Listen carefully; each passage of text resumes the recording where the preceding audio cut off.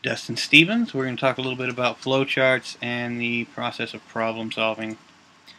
I think flowcharts could be incredibly useful if you're doing a large program that has a lot of if-then statements or a lot of options to deal with. Be a great way of keeping yourself organized throughout the programming process. Other than that, I don't see a lot of use for them aside from selling a few Walmart t-shirts. I think the steps for problem solving are really part of our nature.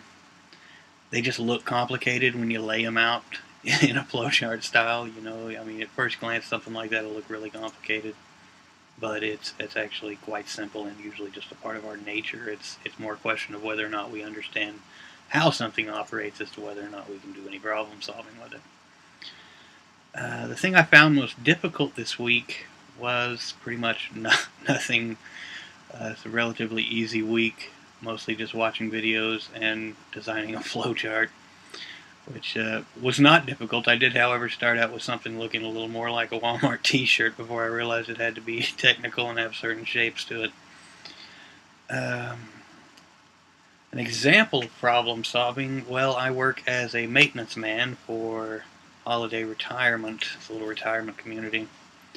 We always something going wrong with the toilet. And they are incredibly easy to work on. If you would just look in the back of them, it'll make all kinds of sense to you. There's really only 3 parts inside the backside of a toilet, and that's clean water back there. There's no fecal matter in it, so you don't have to worry about that. But there's 3 parts back there. One of them is a fill valve with a float connected to it. And what happens is when the water fills, the float shuts off the valve, so the water stops filling.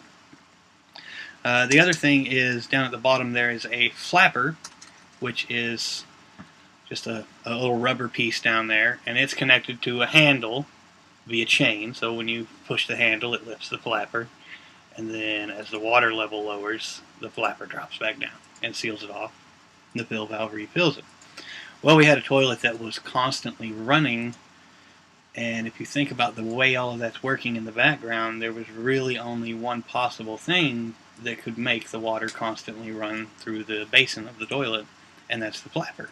It had to be leaking past the flapper, because if the flapper's closed and sealed off correctly, there's nowhere for water to go. So problem solving on that was just simply a matter of knowing how the system operates. And I think that's the biggest part of problem solving. And I'll see you next week.